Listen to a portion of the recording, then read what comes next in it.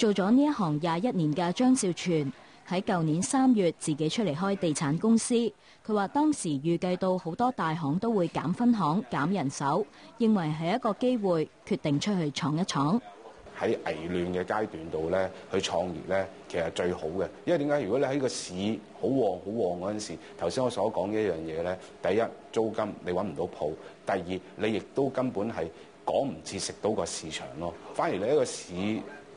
好靜好差嗰陣時，最唔好嗰陣時，你要開分行，等一個黎明嘅來臨咧，咁咧你就可以啱啱好食到嗰個浪啦。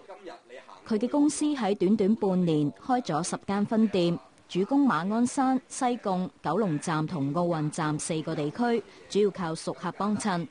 張少全睇準今年有幾個大型新盤開售，未來計劃成立專門負責一手買賣嘅團隊，集中火力，希望喺逆市當中突圍。咁例如咧，我自己去統計過09年都幾多新嘅大型樓盤會推出啦。咁亦都估計咧，最少發展商派嘅佣金咧都有10億以上嘅。咁如果你稍為喺呢個10億